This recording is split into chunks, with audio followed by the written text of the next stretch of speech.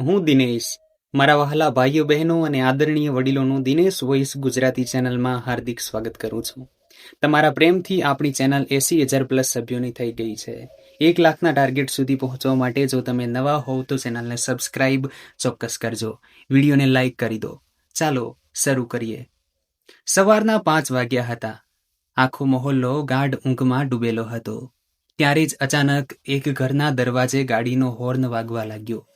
1 વાર, 2 વાર, સતત. અંદર સૂતેલી માં હડબડાઈને ઉઠી. દિલમાં અજીબ ગભરાહટ સાથે તેણે દરવાજો ખોલ્યો તો સામે તેનો જુવાન દીકરો ગાડી પાસે ઊભો સ્મિત કરી રહ્યો હતો અને તેના મોંમાંથી જે પહેલું વાક્ય નીકળ્યું તેણે માના પગ તળેથી જમીન સરકાવી દીધી. માં દરવાજે ઊભી શું જોઈ રહી છે? પોતાની વહુને ઘરની અંદર તો લઈ જા. હું લગ્ન કરીને પાછો ફર્યો છું. માનું મગજ શૂન્ય થઈ ગયું. જે દીકરો વર્ષોથી લગ્નનું નામ સાંભળતા જ રૂમમાં પૂરાઈ જતો હતો, જે દીકરો દોસ્તની જાનમાં નાચવા ગયો હતો, તે દુલ્હન લઈને કેવી રીતે પાછો આવ્યો? કોણ છે આ છોકરી? પરંતુ દોસ્તો, અસલી ધમાકો તો ત્યારે થયો જ્યારે માં એ ઘૂંઘટ ઊંચકીને તે દુલ્હનનો ચહેરો જોયો. ચહેરો જોતાં જ માની ખુશી ગુસ્સામાં બદલાઈ ગઈ. આંખો અંગારા વરસાવવા લાગી અને તે પોતાના જ દીકરા પર ચીસ પાડી ઉઠી. આખરે કોણ હતી તે દુલ્હન જેને જોઈને માં આગ બબૂલા થઈ ગઈ? એવો કયો રાજ હતો જે આ ઘરની દિવાલોમાં વર્ષોથી દફન હતો અને તે રાજ જ્યારે ખુલ્યું તો કેમ આખું ગામ રડી પડ્યું? આ વાર્તા છે એક એવા પ્રેમની જેને એક જૂઠે તોડ્યો અને કિસ્મતે પોતે જોડ્યો. વાર્તાનો એક એક વળાંક તમારા રૂવાટા ઊભા કરી દેશે. એટલા માટે વિડીયોને અંત સુધી જરૂર જોજો, કારણ કે છેલ્લી 10 મિનિટમાં જે થશે તે તમે વિચારી પણ નહીં શકો. દોસ્તો, ઉત્તર પ્રદેશના એક નાનકડા કસ્બા રામનગરથી થોડે દૂર એક હરિયાળું ગામ હતું, શિવપુરા. આ જ ગામમાં રહેતો હતો એક સીધો સાદો મહેનતુ નવજુવાન રાઘવ. રાઘવની ઉંમર કોઈ 27 વર્ષની હતી. ઊંચો કદ, વાન શ્યામ, પણ ચહેરા પર એવી માસુમિયત અને આંખોમાં એવી સચ્ચાઈ કે જે એકવાર વાત કરી લે તે એનું જ થઈને રહી જાય. રાઘવના પિતા રામપ્રસાદજીની કસ્બામાં કરિયાણાની એક જૂની દુકાન હતી. 30 વર્ષ જૂની દુકાન જેની દરેક ઈંટમાં રામપ્રસાદજીનો પરસેવો થયેલો હતો. રાઘવનો મોટો ભાઈ સુરેશ શહેરમાં પ્રાઇવેટ નોકરી કરતો હતો અને પોતાની પત્ની તથા 2 બાળકો સાથે ત્યાં જ રહેતો હતો. ઘરમાં રહી ગયા હતા માં શાંતિદેવી, પિતા રામપ્રસાદ અને રાઘવ. છેલ્લા 2 વર્ષથી રામપ્રસાદજીની તબિયત નરમ ગરમ રહેવા લાગી હતી. ઢીંચણમાં દુખાવો, આંખોની રોશની ઓછી, તો ધીમે ધીમે દુકાનની પૂરી જવાબદારી રાઘવે પોતાના ખભા પર લઈ લીધી હતી. સવારે 7 વાગ્યે દુકાન ખોલવી, રાત્રે 9 વાગ્યે બંધ કરવી. રાઘવ પૂરી ઈમાનદારીથી પોતાનો ફરજ નિભાવી રહ્યો હતો. ગામના લોકો કહેતા, રામપ્રસાદ, તારો નાનો દીકરો તો હીરો છે, હીરો. જે ઘરે જશે તે ઘરના ભાગ ખુલશે. અને આ જ વાત સાંભળીને શાંતિદેવીના મનમાં એક જ સ્વપ્ન પાંગરવા લાગ્યું હતું, રાઘવના લગ્ન. રાત્રે જમતી વખતે તે અવારનવાર કહેતી, રાઘવ બેટા, હવે ઘરમાં વહુ આવી જાય તો મારી જિંદગી સફળ થઈ જાય. આ હાથ હવે થાકી ગયા છે બેટા. હવે તો બસ તારા બાળકોને રમાડવાની તાકાત બચી છે આમાં. રાઘવ શરમાઈને હસી દેતો, માં તું પણ શું, જમવા દે ને શાંતિથી. પણ દોસ્તો, અંદર ને અંદર રાઘવના દિલમાં પણ એક એવો ખૂણો હતો જે એક હમસફરની રાહ જોઈ રહ્યો હતો. દરેક માણસની જેમ તેણે પણ સપના જોયા હતા. એક એવી જીવન સંગનીના જે તેના સુખ દુઃખની સાથી બને, જેની સાથે તે પોતાની નાનકડી દુકાન વસાવે. પછી એક દિવસ તે થયું જેની બધાએ રાહ હતી. શાંતિદેવીના દૂરના સગા એક મૂર્તિઓ સગાઈનું માગું લઈને આવ્યા. પાસેના ગામ સુરજપુરની એક છોકરી સંધ્યા. સગાઓએ જણાવ્યું, છોકરી શું છે, સાક્ષાત લક્ષ્મી છે, BA પાસ છે. સિલાઈ કામણ ગૂંથણમાં એનો કોઈ જવાબ નથી અને સંસ્કાર એવા છે કે મોટા મોટા ઘરની દીકરીઓ પણ શું હશે. પિતા માસ્તર છે પ્રાથમિક શાળામાં. ઘર નાનું છે પણ ઇજ્જતદાર છે. નક્કી થયું કે આવતા રવિવારે છોકરી જોવા જવાશે. અને દોસ્તો, એ રવિવાર રાઘવની જિંદગીનો સૌથી સુંદર દિવસ બનવાનો હતો. સુરજપુરના એ નાનકડા ઘરના આંગણામાં જ્યારે ચાની ટ્રે લઈને સંધ્યાએ કદમ મૂક્યો તો જાણે સમય થંભી ગયો. આછો ગુલાબી રંગનો સૂટ, માથા પર નાનકડી બિંદી, લાંબી ચોટલી અને ઢળેલી પલકો. રાઘવે નજર ઊંચકીને જોયું અને બસ જોતો જ રહી ગયો. દિલના ધબકારા એવા વધી ગયા જાણે છાતીમાંથી બહાર આવી જશે. હાથમાંથી ચાનો કપ છૂટતા છૂટતા બચ્યો. સંધ્યાએ પણ એક પળ માટે નજર ઊંચકી. બંનેની આંખો મળી અને બંનેએ ચટ દઈને નજર ઢાળી દીધી. દોસ્તો, કહેવાય છે ને કે કેટલાક સંબંધો ઉપરવાળો પહેલેથી લખીને મોકલે છે. એ એક પળમાં બે દિલ હંમેશા માટે જોડાઈ ચૂક્યા હતા. વડીલોએ કહ્યું, બેટા, તમે બંને આસપાસમાં બે વાતો કરી લો, આપસમાં. છત પર સાંજની ઠંડી હવામાં બંને પહેલી વાર સામસામે ઊભા હતા. રાઘવની જીભ જાણે તાળવે ચોંટી ગઈ હતી. મોટી હિંમત કરીને બોલ્યો, તમારું નામ સંધ્યા છે ને? સંધ્યાએ હળવેથી મલકાઈને કહ્યું, જી. અને આપ? રાઘવજી, જુઓ, હું બહુ ભણેલો ગણેલો નથી. 12મા ધોરણ પછી દુકાન સંભાળી લીધી. ના કોઈ મોટી નોકરી છે, ના બંગલો ગાડી, બસ એક ઈમાનદાર દિલ છે અને વાયદો છે કે જિંદગીભર તમને ક્યારેય આંસુ નહીં આવવા દઉં. જો આટલામાં ગુજારો થઈ શકતો હોય તો વિચારજો. સંધ્યાએ ધીમેથી માથું ઊંચક્યું. તેની આંખોમાં એક ચમક હતી. બોલી, બંગલા અને ગાડીમાં રહેવાવાળાઓને પણ મેં રોતા જોયા છે, અને ઝૂંપડીમાં હસવાવાળાઓને પણ. ઘર પૈસાથી નહીં, દાનતથી બને છે, અને તમારી દાનત તમારી આંખોમાં દેખાઈ રહી છે. બસ દોસ્તો, એ જ પળે રાઘવનું દિલ પૂરેપૂરું હારી ચૂક્યું હતું. નીચે આવીને બંનેએ હા પાડી દીધી. ઘરોમાં લાડુ વહેંચાયા, મીઠાઈઓ વહેંચાઈ, સગુનની રસમ થઈ અને પંડિતજીએ 4 મહિના પછીનું શુભ મુહૂર્ત કાઢ્યું. દોસ્તો, સગાઈ અને લગ્ન વચ્ચેનો સમય કોઈ પણ પ્રેમ કહાનીનો સૌથી સુંદર અધ્યાય હોય છે. રાઘવ અને સંધ્યા માટે પણ આ 4 મહિના જન્નત જેવા હતા. ક્યારેક ક્યારેક ફોન પર વાતો થતી. શરૂઆતમાં 2 મિનિટની ઔપચારિક વાતચીત. જમી લીધું? જી. આપે? જી. પછી ધીમે ધીમે આ 2 મિનિટ 2 કલાકમાં બદલાઈ ગઈ. રાત્રે જ્યારે આખું ઘર ઊંઘી જતું તો રાઘવ છત પર જતો રહેતો અને ધીમા અવાજે કલાકો સુધી વાતો કરતો. સંધ્યા પોતાના સપના બતાવતી, સાંભળો ને, મને ના વરસાદ બહુ પસંદ છે. લગ્ન પછી પહેલી વરસાદમાં આપણે બંને છત પર પલળીશું. પાક્કું? રાઘવ હસીને કહેતો, પાક્કું. અને હું તમારા માટે ગરમા ગરમ ભજીયા પણ બનાવીશ. અરે વાહ, તમને ભજીયા બનાવતા આવડે છે? નથી આવડતા, પણ તમારા માટે શીખી લઈશ. તમારા માટે હું દુનિયાની દરેક વસ્તુ શીખી શકું છું. સંધ્યા. અને ફોનના પેલે પાર સંધ્યા શરમાઈને ચૂપ થઈ જતી. દોસ્તો, એક બાર કસ્બાના બજારમાં બંને પરિવાર લગ્નની ખરીદી કરવા પહોંચ્યા. સંયોગ એવો કે બંને ગામનું બજાર એક જ હતું. બંગડીઓની દુકાન પર સંધ્યા બંગડીઓ જોઈ રહી હતી. લાલ રંગની બંગડીઓ પર તેની નજર થંભી ગઈ.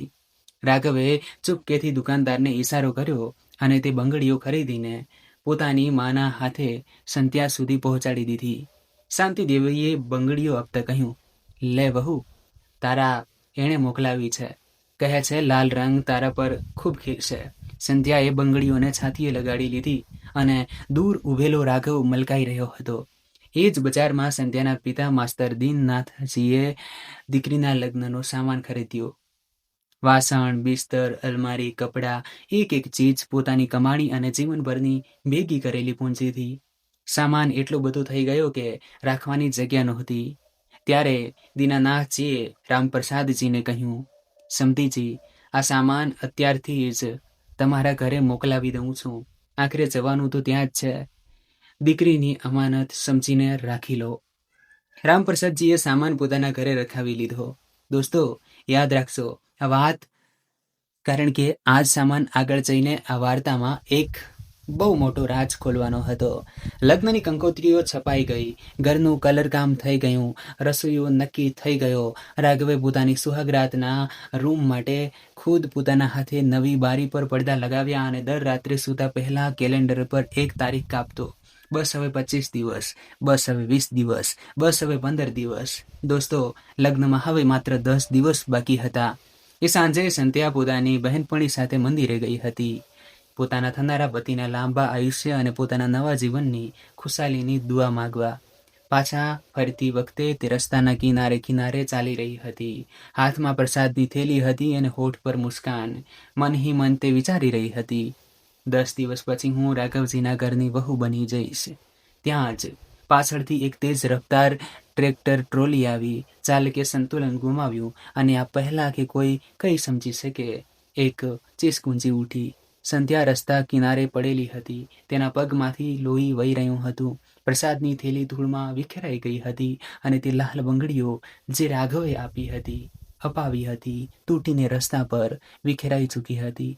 ગામના લોકો દોડ્યા. સંધ્યાને કસ્બાની હોસ્પિટલ લઈ જવામાં આવી. જમણા પગનું હાડકું 2 જગ્યાએથી તૂટી ચૂક્યું હતું. ઓપરેશન કરવું પડ્યું. દીનાનાથજીની તો જાણે દુનિયા જ ઉજળી ગઈ. બુઢો બાપ હોસ્પિટલના વરંડામાં હાથ જોડીને ભગવાન પાસે બસ એક જ ચીજ માંગી રહ્યો હતો, હે પ્રભુ, મારી દીકરીને સરખી કરી દો. 10 દિવસ પછી એની ડોલી ઉપડવાની છે. બીજી સવારે દીનાનાથજીએ રામપ્રસાદજીને ફોન કર્યો. સમતીજી, એક અનહોની થઈ ગઈ. તમે એકવાર હોસ્પિટલ આવી જાઓ. રામપ્રસાદજી એકલા હોસ્પિટલ પહોંચ્યા. તેમણે બેડ પર પડેલી સંધ્યાને જોઈ. પગ પર ભારે પ્લાસ્ટર, ચહેરો દર્દથી પીળો પડી ગયેલો. પછી તે ડૉક્ટરને મળવા ગયા અને દોસ્તો, ડૉક્ટરે જે કહ્યું તેણે આ વાર્તાની દિશા જ બદલી નાખી. ડૉક્ટર બોલ્યા, જુઓ, ઓપરેશન સારું થયું છે. અમે પૂરી કોશિશ કરીશું કે દીકરી પહેલાં જેવી ચાલી શકે. પણ સત્ય એ છે કે હાડકું બહુ ખરાબ રીતે તૂટ્યું હતું. હોઈ શકે છે કે સાજા થવામાં 6 મહિનાથી 1 વર્ષ નીકળી જાય, અને એ પણ હોઈ શકે છે કે હળવું લંગડાપણું જિંદગીભર રહી જાય. કંઈ નક્કી ન કહી શકાય. બસ જિંદગીભર.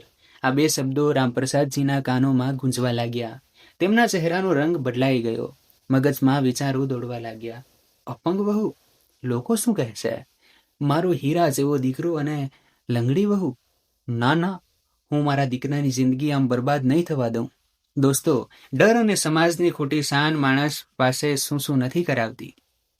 રામપ્રસાદજી સીધા દીનાનાથજી પાસે ગયા અને બોલ્યા, માસ્તરજી, માફ કરજો, પણ આ લગ્ન હવે નહીં થઈ શકે. હું મારા દીકરાના ગળામાં જિંદગીભરનો રોગ નથી બાંધી શકતો. તમારો જે સામાન મારા ઘરે રાખેલો છે હું મોકલાવી દઈશ. દીનાનાથજીના હાથ પગ કાંપવા લાગ્યા. તે બૂઢો બાપ હાથ જોડીને કરગરવા લાગ્યો. સમતીજી, આવું ન કરો. મારી દીકરી સાજી થઈ જશે. ડૉક્ટરે આશા છોડી નથી. ભગવાન માટે મારી દીકરીનો શું વાંક છે? લગ્નની કંકોત્રીઓ વહેંચાઈ ગઈ છે. આખું ગામ જાણે છે. મારી ઇજ્જત માટીમાં મળી જશે. પણ રામપ્રસાદજીનું દિલ પથ્થર થઈ ચૂક્યું હતું. તે બોલ્યા, ફેસલો થઈ ચૂક્યો છે માસ્તરજી. અને હા, તમારી દીકરીને કહી દેજો કે મારા દીકરાનો ખ્યાલ દિલમાંથી કાઢી નાખે.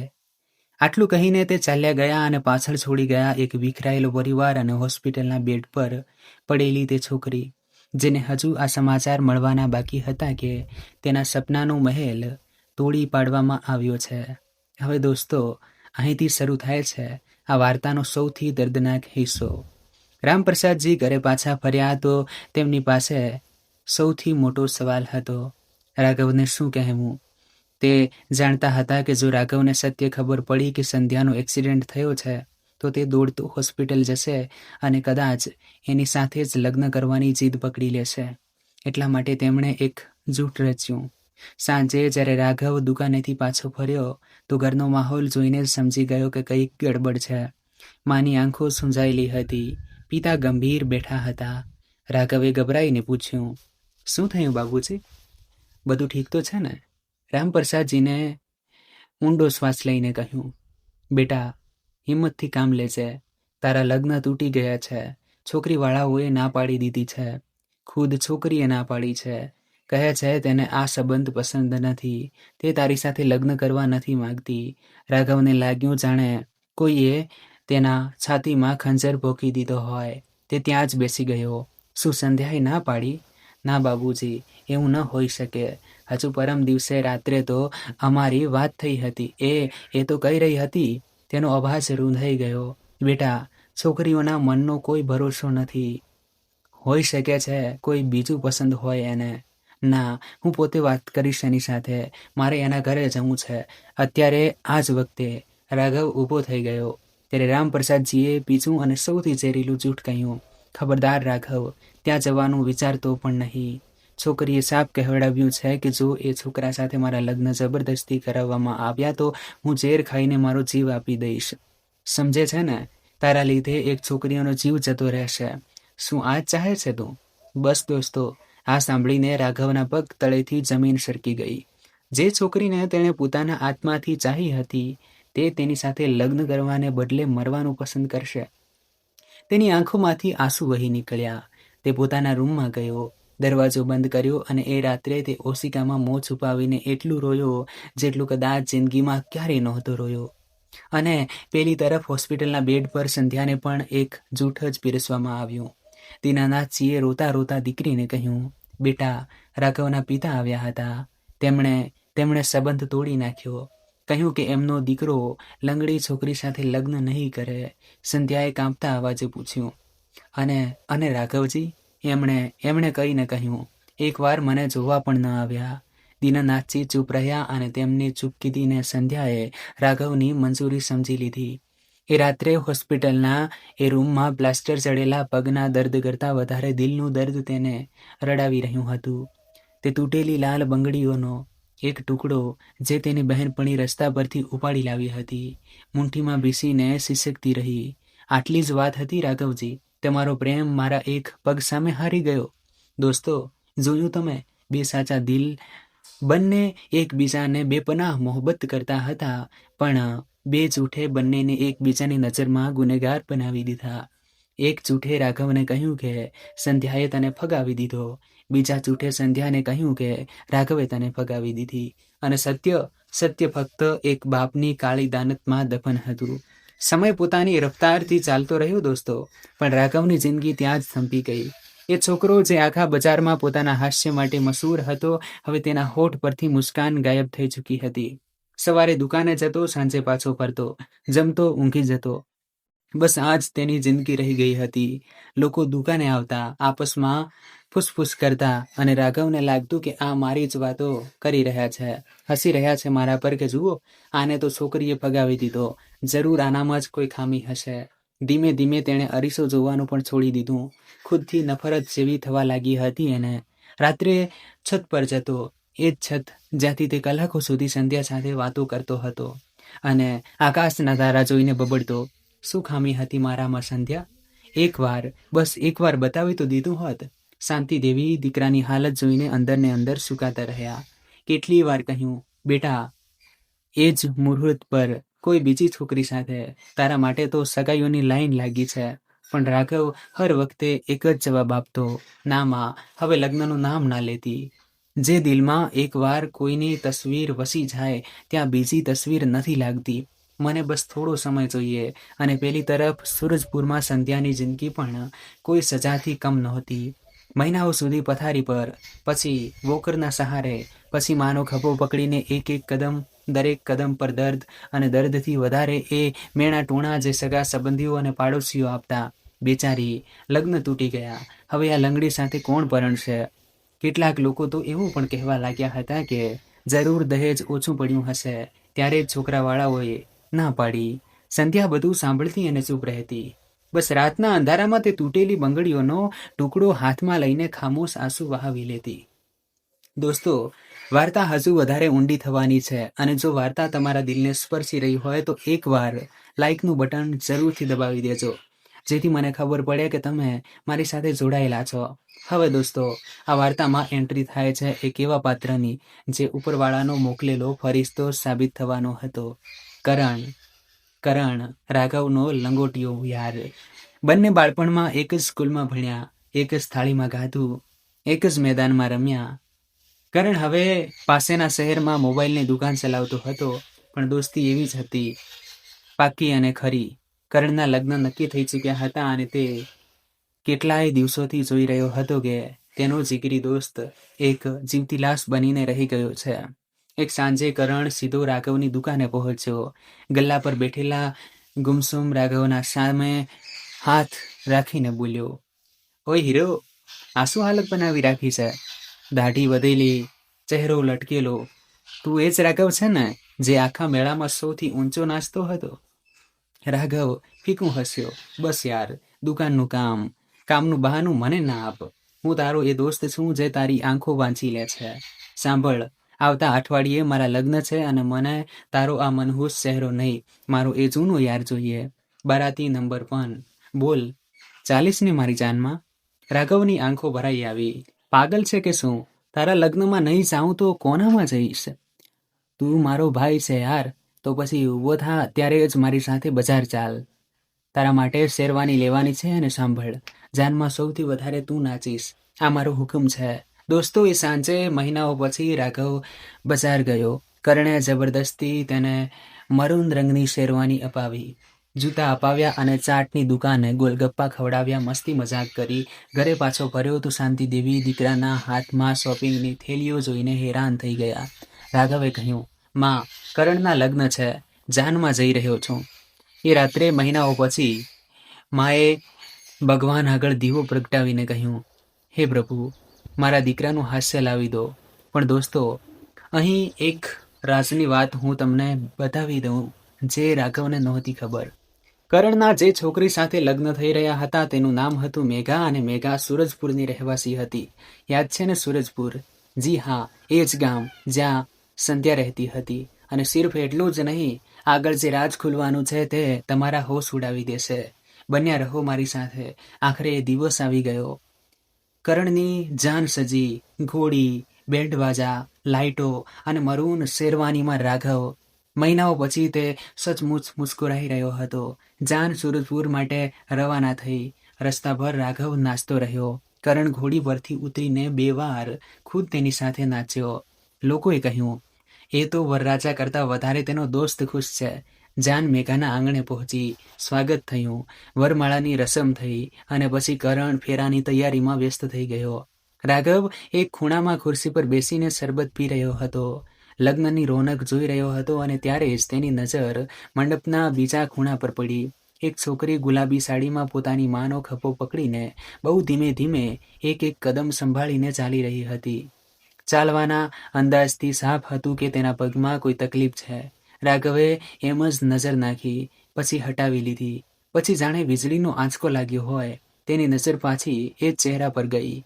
હાથમાંથી શરબતનો ગ્લાસ છૂટી ગયો. દિલના ધબકારા બેકાબૂ થઈ ગયા. શ્વાસ જાણે થંભી ગયા. સંધ્યા? જી હા દોસ્તો, તે સંધ્યા જ હતી. એ જ ચહેરો જેને ભૂલવામાં રાઘવે 6 મહિના લગાડી દીધા. આજે એ જ તેની આંખો સામે હતો. પણ આ અહીં કેવી રીતે? હકીકતમાં મેઘા અને સંધ્યા એક જ ગામની હતી અને સગામાં બહેનો થતી હતી. મેઘા સંધ્યાની પિતરાઈ બહેન હતી. એટલા માટે સંધ્યા પોતાની મા સાથે આ લગ્નમાં આવી હતી. રાઘવના અંદર જાણે તોફાન ઉઠી ગયું. 6 મહિનાનો દબાયેલો દર્દ, બધા સવાલો સૌ એક સાથે છાતીમાં ઉકળવા લાગ્યા.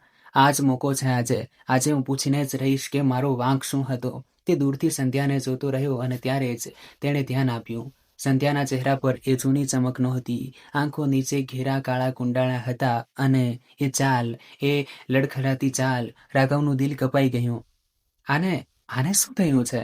થોડીવાર પછી સંધ્યાની માં તેને એક ખુરશી પર બેસાડીને કોઈ કામથી જતી રહી. સંધ્યા એકલી બેઠી હતી, માથું ઢાળીને, લગ્નની રોનકથી બેખબર.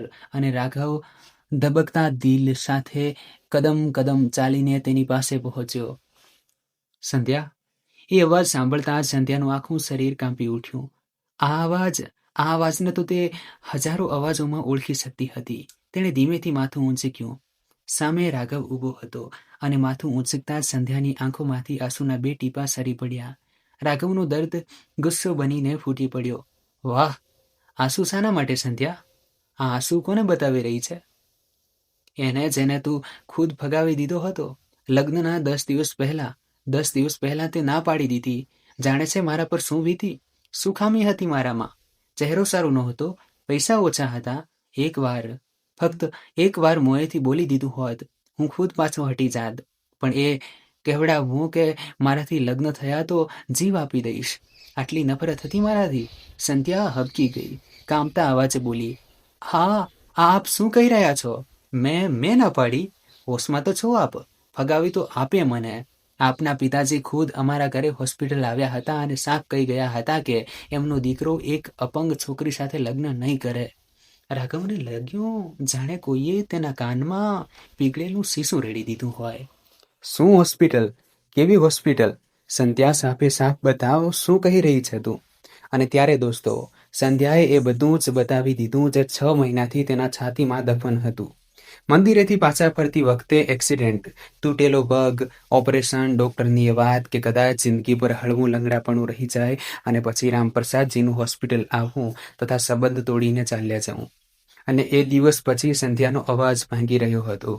હું દર રાત્રે એ જ વિચારીને રડતી હતી કે જે માણસે કહ્યું હતું કે જિંદગીભર તમને આંસુ નહીં આવવા દઉં, એણે જ મારી સૌથી મોટી તકલીફમાં મારાથી મોં ફેરવી દીધું. હું તમને મનહી મન કોસતી હતી રાઘવજી, બદદુઆઓ આપતી હતી. રાઘવ ત્યાં જ જમીન પર બેસી ગયો. દોસ્તો, એનું આખું શરીર શૂન્ય પડી ગયું. 6 મહિનાની એક એક પળ, એક એક જૂઠ, બધું જ એની આંખો સામે ભરવા લાગ્યું. પિતાનું એ કહેવું કે છોકરીએ ના પાડી છે, એ ધમકી કે છોકરી જીવ આપી દેશે, બધું બધું જ જૂઠ હતું.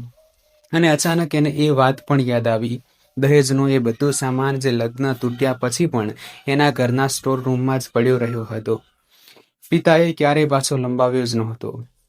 ત્યારે રાઘવે ધ્યાન નહોતું આપ્યું, પણ આજે દરેક કડી જોડાઈ રહી હતી. એની આંખોમાંથી આંસુઓનો સેલાબ ફૂટી નીકળ્યો. એ કાંપતા અવાજે બોલ્યો, સંધ્યા, મને કંઈ ખબર નહોતી. ભગવાનના સમ મને બતાવવામાં આવ્યું હતું કે તે ના પાડી છે, કે તું મારાથી લગ્ન કરવા કરતાં મોતને વધારે સારું સમજે છે. હું 6 મહિનાથી ખુદથી નફરત કરી રહ્યો છું. વિચારતો હતો કે મારામાં જ કોઈ ખામી છે. સંધ્યા, આપણને બંનેને એક જ જૂઠે બરબાદ કરી દીધા. અને દોસ્તો, એ લગ્નના શોરબકોર વચ્ચે એક ખૂણામાં 2 તૂટેલા દિલ 6 મહિના પછી સત્યની સામે ઊભા હતા અને બંનેની આંખોમાંથી ગંગા જમના વહી રહી હતી. ત્યાં સંધાનની માં કમલાદેવી પાછા ફર્યા અને પોતાની દીકરી પાસે રાઘવને બેઠેલો જોતા જ એમનું લોહી ઉકળી ઉઠ્યું. તમારી હિંમત કેવી રીતે થઈ મારી દીકરી પાસે આવવાની? બેઇજ્જતી કરાવીને પણ મન નથી ભરાયું તમારા લોકોનું? આખા વિસ્તારમાં અમારી થૂ કરાવી દીધી. લોકોએ મારી ફૂલ જેવી દીકરીને મેણા મારીને ચાંચડી કરી દીધી. અને હવે શું બાકી રહ્યું છે લેવા માટે? જાઓ અહીંથી. રાઘવે હાથ છોડી લીધા. આંખોમાં આંસુ સાથે બોલ્યો, માજી, પહેલાં મારી વાત સાંભળી લો, પછી ચાહે જે સજા આપો મંજૂર છે. માજી, મને આજ પહેલાં એ ખબર જ નહોતી કે સંધ્યાનો એક્સિડન્ટ થયો હતો. મને તો એ બતાવવામાં આવ્યું હતું કે સંધ્યાએ ખુદ સંબંધની ના પાડી છે, કે તે મારાથી લગ્ન કરવાને બદલે જીવ આપવાનું પસંદ કરશે. આ બધું મારા પિતાજીનું કરેલું ધરેલું છે. એમણે તમને કહ્યું કે છોકરો ના પાડે છે અને મને કહ્યું કે છોકરી ના પાડે છે. બંને તરફ જૂઠ બોલ્યા અને વચ્ચે આપણા બંનેની જિંદગીઓ સળગાવી દીધી. કમલાદેવી સન્ન થઈ ગયા. એમણે સંધ્યા તરફ જોયું. સંધ્યાની ભીની આંખોએ ગવાહી આપી કે છોકરો સાચું બોલી રહ્યો છે. કમલાદેવી ત્યાં જ ખુરશી પર બેસી ગયા. માથું પકડીને બોલ્યા, હે ભગવાન, તો આટલા મહિના આપણે જે છોકરાને કોસતા રહ્યા એ તો ખુદ. રાઘવ ઊંટણીએ બેસી ગયો. માજી, જે થયું એમાં મારી જાણકારી નહોતી, પણ ગુનો તો મારા લોહીનો જ છે ને, એટલા માટે માફી પણ હું જ માગીશ. અને ફક્ત માફી નહીં માજી, હું પ્રાયશ્ચિત કરવા માંગુ છું. હું આજે પણ, આ જ પળે પણ સંધ્યાને મારી પત્ની બનાવવા તૈયાર છું. મેં એને એ દિવસે પણ ચાહી હતી જ્યારે એ પોતાના પગ પર દોડતી હતી, અને આજે પણ એટલી જ ચાહું છું જ્યારે એ સહારે ચાલે છે. પ્રેમ પગથી નહીં દિલથી કરવામાં આવે છે માજી. આ સાંભળીને સંધ્યાએ બેચેનીથી કહ્યું, ના રાઘવજી, હવે રહેવા દો. હું કોઈના પર બોજ બનવા નથી માંગતી. ડૉક્ટર કહે છે કદાચ હું ક્યારેય પૂરી રીતે સાજી ના થઈ શકું. આપણી જિંદગી. રાઘવે એની વાત કાપી નાખી. બોજ સંધ્યા? જો લગ્નના પછીના દિવસે આ અકસ્માત થયો હોત ત્યારે પણ શું હું તને છોડી દેત? ફેરા ફક્ત શરીરથી નહીં, આત્માથી લેવાય છે, અને મારી આત્માએ તો તને એ જ દિવસે પોતાની માની લીધી હતી જે દિવસે તે કહ્યું હતું કે ઘર પૈસાથી નહીં, દાનતથી બને છે. દોસ્તો, આ સાંભળીને કમલાદેવીની આંખો પણ ભરાઈ આવી, પણ તે બોલ્યા, બેટા, તારી વાતો સાચી લાગે છે, પણ આટલો મોટો ફેસલો હું એકલી નથી લઈ શકતી. સંધ્યાના પિતાજી સાથે વાત કરવી પડશે. અને દોસ્તો, બરાબર આ જ વખતે આ વાર્તાનો બીજો સૌથી મોટો ટ્વિસ્ટ આવે છે સામે. કમલાદેવી ફોન કાઢી જ રહ્યા હતા કે ત્યાં જ પાછળથી એક અવાજ આવ્યો, ફોનની જરૂર નહીં પડે માજી. માસ્તરજીને હું પહેલેથી જ બધું બતાવી ચૂક્યો છું. બધા ચોંકીને પલટાયા તો સામે વરરાજાના લિબાસમાં કરણ ઊભો હતો. રાઘવ હેરાન, કરણ, તું અહીં? અને તું શું બતાવી ચૂક્યો છે? કરણ મલકાયો. એની આંખો ભીની હતી. તે આગળ આવ્યો. રાઘવના બંને ખભા પકડીને બોલ્યો, ભાઈ, તારાથી એક વાત છુપાવી મેં. માફ કરી દેજે. જ્યારે મારો સંબંધ મેઘા સાથે નક્કી થયો તો સસરાજીના ચક્કરમાં એક દિવસ આ જ ગામે આવ્યો હતો. ત્યાં જ મેઘાએ મને પોતાની પિતરાઈ બહેન સંધ્યાની વાર્તા સંભળાવી કે કેવી રીતે એક્સિડન્ટ પછી છોકરાવાળાઓએ સંબંધ તોડી નાખ્યો. અને જ્યારે તેણે છોકરાનું નામ બતાવ્યું, રાઘવ શિવપુરાવાળો, તો મારા પગ તળેથી જમીન સરકી ગઈ. કારણ કે હું તો જાણતો હતો કે મારો યાર 6 મહિનાથી કઈ વાત પર ગુંટાઈને મરી રહ્યો છે કે છોકરીએ એને ફગાવી દીધો. કરણનો અવાજ ભારે થઈ ગયો. એ જ દિવસે હું સમજી ગયો કે દાળમાં કંઈક કાળું છે.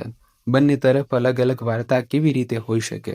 મેં ચૂપચાપ માસ્તર દીનાનાથજી સાથે મુલાકાત કરી.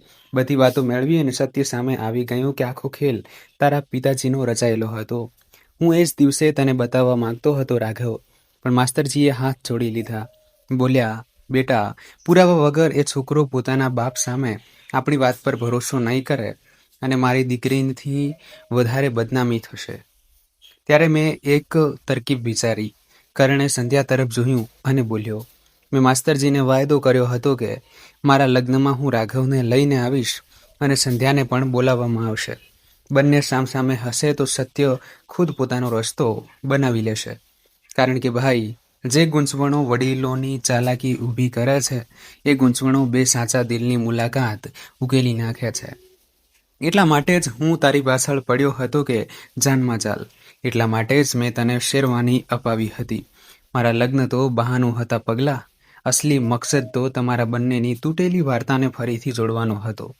દોસ્તો, આ સાંભળીને આખો માહોલ ભાવુક થઈ ગયો. રાઘવે પોતાના દોસ્તને કસીને ભેટી લીધો.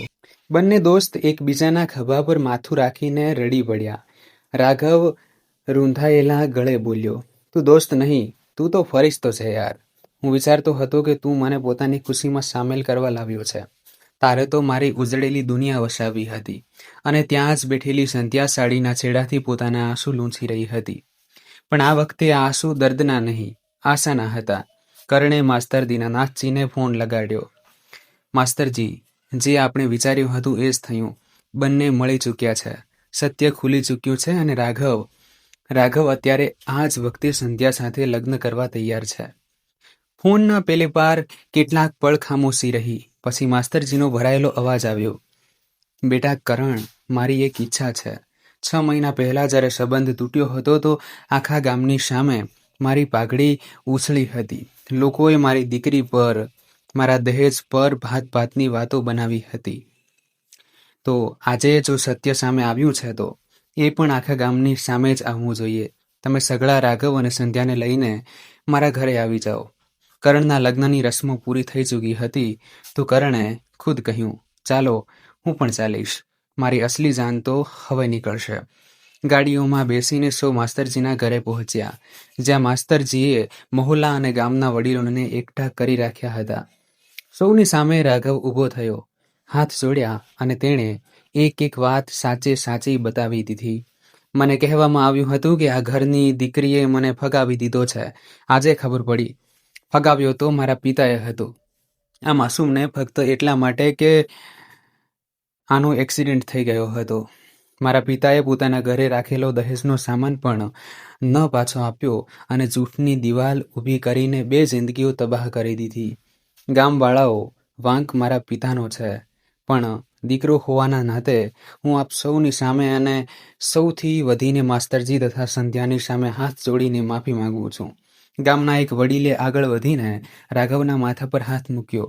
બેટા, બાપના ગુનાની માફી જે દીકરો માથું નમાવીને માગે એ દીકરો હીરો કહેવાય. આપણે લોકોએ પણ આના વિશે, આ પરિવાર વિશે ન જાણે શું કહી દીધું.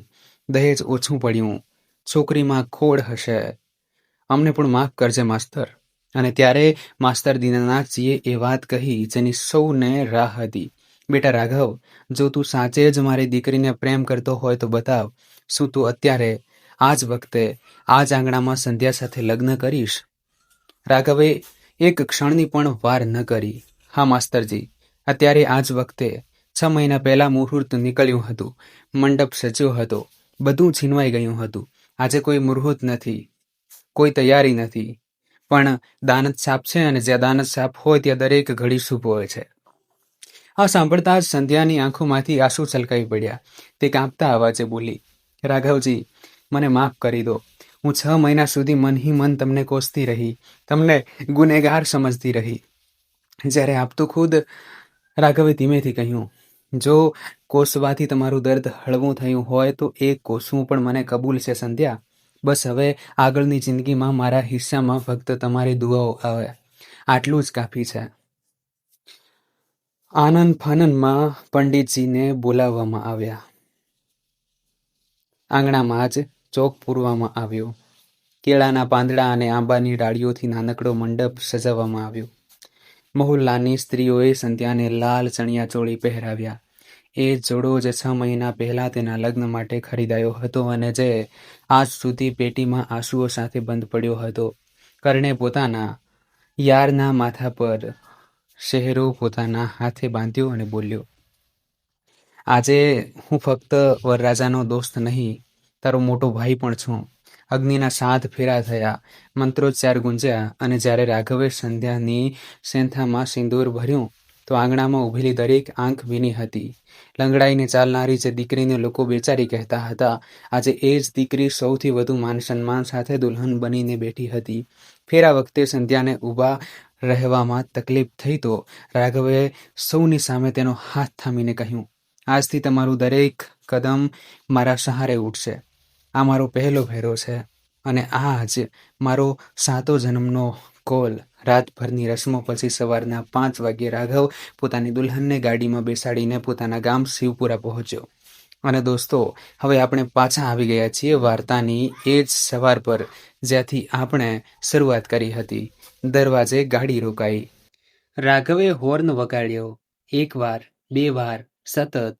અંદર સૂતેલી શાંતિદેવી હડબડાઈને ઉઠી. દરવાજો ખોલ્યો તો સામે દીકરો ઊભો સ્મિત કરી રહ્યો હતો. માં, દરવાજે ઊભી શું જોઈ રહી છે? પોતાની વહુને ઘરની અંદર તો લઈ જા. હું લગ્ન કરીને પાછો ફર્યો છું. શાંતિદેવીના હાથમાંથી જાણે તોતા ઉડી ગયા. લગ્ન? બેટા, આ કેવો મજાક છે? તું તો કરણની જાનમાં ગયો હતો. ક્યાંક કોઈ દોસ્તને ગાડીમાં બેસાડીને મને મૂર્ખ તો નથી બનાવી રહ્યો ને? રાઘવ હસ્યો. માં, કસમથી કહું છું, ગાડીમાં તારી વહુ બેઠી છે. પૂરા રીતિ રિવાજથી ફેરા લઈને સિંદૂર ભરીને લાવ્યો છું. જા, પોતાની વહુનો ચહેરો તો જો. માં હેરાન પણ હતી અને ખુશ પણ.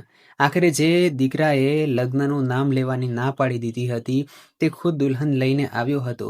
તેમણે ઘોંઘાટ કરીને રામપ્રસાદજીને જગાડ્યા. આજુબાજુની સ્ત્રીઓ ભેગી થઈ ગઈ. આરતીની થાળી સજાવાઈ અને શાંતિદેવી વહુને ગાડીમાંથી ઉતારવા આગળ વધ્યા. ઘૂંઘટમાં ઢંકાયેલી દુલ્હનને ગાડીમાંથી પગ નીચે મૂક્યો, પણ ઉતરતાં જ તે સહેજ લડખડાઈ. રાઘવે તુરંત તેનો હાથ થામી લીધો. શાંતિદેવીએ ચોંકીને પૂછ્યું, બેટા, વહુના પગમાં કઈ તકલીફ છે કે શું? રાઘવે શાંત અવાજે કહ્યું, હા માં, 6 મહિના પહેલા આનો એક્સિડન્ટ થયો હતો. પગનું હાડકું તૂટી ગયું હતું અને એ જ એક્સિડન્ટના લીધે આના નક્કી થઈ ચૂકેલા લગ્ન પણ તૂટી ગયા હતા. પણ હવે એ લગ્ન મારાથી થઈ ગયા છે. આ સાંભળતા જ પાછળ ઊભેલા રામપ્રસાદજીના ચહેરાનો રંગ ઉડી ગયો. 6 મહિના પહેલા એક્સિડન્ટ, તૂટેલા લગ્ન. તેમના માથા પર પરસેવો જ છલકાઈ આવ્યો. તેમણે કાંપતા અવાજે પત્નીને કહ્યું, શાંતિ, આનો ઘૂંઘટ, આનો ચહેરો જોતો જરા. શાંતિદેવીએ ધીમેથી ઘૂંઘટ ઉંચક્યો અને ચહેરો જોતાં જ તેમના મોંમાંથી ચીસ નીકળી ગઈ. સંધ્યા, આ તો એ જ છોકરી છે રાઘવ. તું આને કેમ લઈ આવ્યો? તારા બાપુજીએ બતાવ્યું હતું કે ડોક્ટરે કહ્યું છે કે આ જિંદગીભર માટે અપંગ થઈ શકે છે. હોશમાં તો છે તું? અને બસ દોસ્તો, આ જે પળ હતી જ્યારે આખો રાજ આખા મહોલ્લાની સામે ખુલીને વિખેરાઈ ગયો. રાઘવ એક કદમ આગળ વધ્યો. તેની આંખોમાં આંસુ પણ હતા અને આગ પણ. તેણે પહેલી વાર પોતાના માતા પિતા સામે ઊંચા અવાજે કહ્યું, હોશમાં તો હું આજે આવ્યો છું માં. 6 મહિનાથી બેભાન હતો તમારા અને બાબુજીના જૂઠની ઊંઘમાં. તને પણ બધી ખબર હતી કે આનો એક્સિડન્ટ થયો હતો, કે બાબુજીએ સંબંધ તોડ્યો હતો અને મને કહેવામાં આવ્યું કે છોકરીએ ના પાડી છે, છોકરી જીવ આપી દેશે. કેમ માં, કેમ કર્યું મારી સાથે આવું?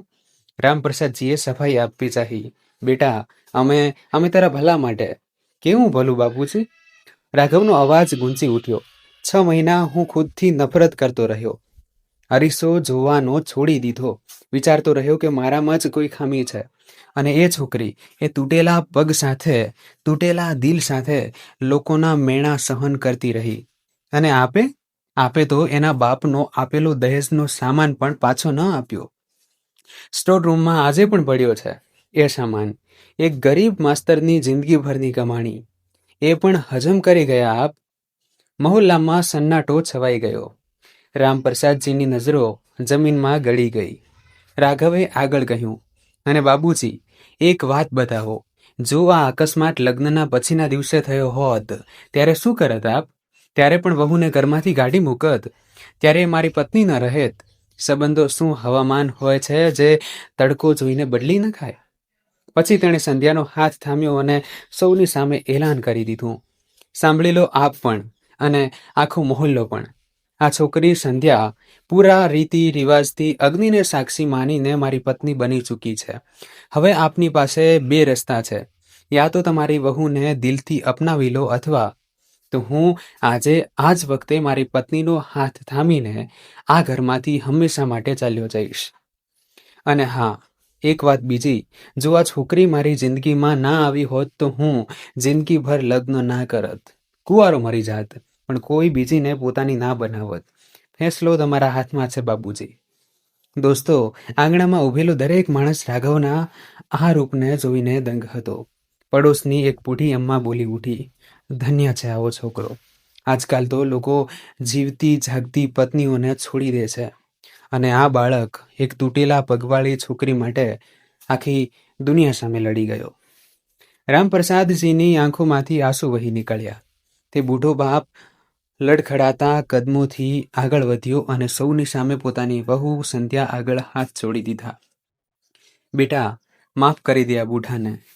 મેં સમાજના ડરથી, ખોટી શાનના નશામાં તારી સાથે, તારા પરિવાર સાથે અને ખુદ મારા દીકરા સાથે બહુ મોટો પાપ કર્યો. હું વિચારતો હતો કે હું મારા દીકરાનું ભલું કરી રહ્યો છું. આજે સમજાયું કે હું એની દુનિયા ઉજાડી રહ્યો હતો. થઈ શકે તો આ પાપી સસરાને માફ કરી દેજે બેટા. સંધ્યાએ આગળ વધીને પોતાના કાંપતા હાથોથી સસરાના જોડાયેલા હાથ પકડી લીધા. ના બાબુજી, આપ મોટા છો, હાથ ના જોડો, આશીર્વાદ આપો. જે વીતી ગયું એને ત્યાં જ છોડી દઈએ છીએ. મને મારો રાઘવ મળી ગયો, મારું ઘર મળી ગયું, હવે કોઈ ફરિયાદ નથી. અને પછી દોસ્તો, શાંતિ દેવીએ રોતા રોતા આરતીની થાળી ઉપાડી, વહુની આરતી ઉતારી. ચોખાથી ભરેલો કળશ વહુના પગથી ઢોળાવવામાં આવ્યો, અને સંધ્યાએ પોતાના એ જ જખમી પગથી કંકુવાળા કદમોની છાપ છોડતા પોતાના સસરાના ઘરમાં ગૃહ પ્રવેશ કર્યો.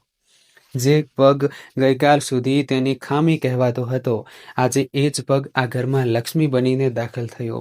એ જ અઠવાડિયે રામપ્રસાદજી ખુદ સુરજપુર ગયા. માસ્તર દીનાનાથજીના ઘરે સૌની સામે એમની માફી માગી અને દહેજનો એ બધું સામાન જે 6 મહિનાથી એમના સ્ટોર રૂમમાં બંધ હતો, ઇજ્જત સાથે વહુના નામે કરી દીધો. સાથે જ ગામમાં સૌની સામે કહ્યું, મારી વહુના ઈલાજનો પૂરો ખર્ચ હવે મારી જવાબદારી છે. શહેરના સૌથી સારા ડોક્ટર પાસે આનો ઈલાજ થશે. બંને પરિવાર ભેટી પડ્યા. બધા શીખવા ફરિયાદ એ દિવસે આંસુઓમાં વહી ગયા. અને કરણ જ્યારે પોતાની પત્ની મેઘા સાથે પહેલી વાર રાઘવના ઘરે આવ્યો તો રાઘવે સૌની સામે કહ્યું, લોકો કહે છે ભાઈ લોહીથી બને છે, પણ મારો ભાઈ મારી કિસ્મતે બનાવ્યો છે. જે દોસ્તે પોતાના લગ્નને મારા લગ્નનું જરિયું બનાવી દીધું, એનાથી મોટો સંબંધ દુનિયામાં કોઈ નથી. સમય વીતતો ગયો દોસ્તો. રાઘવ દર મહિને સંધ્યાને શહેર ઈલાજ માટે લઈ જતો, ખુદ તેની કસરત કરાવતો, તેના દરેક કદમ પર તેનો સહારો બનતો. અને મોહબ્બતની તાકાત જુઓ. ડોક્ટર જેને કદાચ જિંદગીભરની તકલીફ કહી રહ્યા હતા, એ સંધ્યા 1 વર્ષની અંદર સહારા વગર ચાલવા લાગી. અને પછી એક દિવસ શ્રાવણની પહેલી વરસાદ આવી અને રાઘવ સંધ્યાનો હાથ પકડીને છત પર લઈ ગયો. બંને ધરાઈને પલળ્યા અને રાઘવે પોતાના હાથે બનાવેલા વાંકા ચૂકા ભજીયા તેને ખવડાવ્યા. એ જ વાયદો જે સગાઈના દિવસોમાં ફોન પર કર્યો હતો, આજે એ ઘરના આંગણામાં એક નાનકડી પરી કિલકારીઓ મારે છે. રાઘવ અને સંધ્યાની દીકરી અને શાંતિ દેવીની પોતાની પોતરીને ખોળામાં લઈને અવારનવાર કહે છે, આ મારી વહુના સારા કર્મોનું ફળ છે. જે વહુને અમે ફગાવી દીધી હતી, એણે જ આ ઘરને સ્વર્ગ બનાવી દીધું. તો દોસ્તો, આ હતી આજની વાર્તા, એક એવા પ્રેમની જેને જૂઠે તોડ્યો, દોસ્તીએ જોડ્યો અને સત્યે અમર કરી દીધો. આ વાર્તા પરથી આપણને 3 મોટી શીખ મળે છે. પહેલી, સંબંધો શરીરની સુંદરતા કે ખામી જોઈને નહીં, દિલની સચ્ચાઈ જોઈને નિભાવવામાં આવે છે. જે માણસ મુશ્કેલ સમયમાં હાથ છોડી દે એ ક્યારેય પોતાનો હતો જ નહીં. બીજી, વડીલોએ ક્યારેય પોતાના બાળકોની જિંદગીના ફેસલા જૂઠની બુનિયાદ પર ના લેવા જોઈએ. કારણ કે જૂઠ ભલે ભલા માટે જ કેમ ના બોલાયો હોય, એ જિંદગીઓ ઉજાડી દે છે. અને ત્રીજી, સાચો દોસ્ત એ નથી જે તમારી ખુશીમાં નાચે, સાચો દોસ્ત એ છે જે તમારી ઉજળેલી દુનિયા ચૂપચાપ બસાવી દે. કરણની જેમ. દોસ્તો, તમને શું લાગે છે, રામપ્રસાદજીએ જે કર્યું, શું કોઈ બાપ એવું કરી શકે? અને રાઘવની જગ્યાએ તમે હોત તો શું કરત? તમારો અભિપ્રાય મને કોમેન્ટ બોક્સમાં જરૂર લખશો. હું તમારી દરેક કોમેન્ટ વાંચું છું. જો વાર્તાએ તમારા દિલને સ્પર્શ કર્યો હોય, તમારી આંખો ભીની થઈ હોય, તો વિડીયોને લાઇક કરજો, પોતાના દોસ્તો અને પરિવાર સાથે શેર કરજો અને સબસ્ક્રાઇબ કરીને બેલ આઇકન જરૂર દબાવી દેજો, જેથી આવી દિલને સ્પર્શી જાય તેવી વાર્તાઓ સૌથી પહેલા તમારા સુધી પહોંચે. આ વાર્તાઓનો મકસદ કોઈને ઠેસ પહોંચાડવાનો નથી, પણ જિંદગીની સચ્ચાઈઓમાંથી કંઈક શીખ આપવાનો છે. મળું છું આપને આગલી વાર્તામાં એક નવા અહેસાસ સાથે. ત્યાં સુધી તમારું અને પોતાના લોકોનું ધ્યાન રાખજો. ધન્યવાદ દોસ્તો.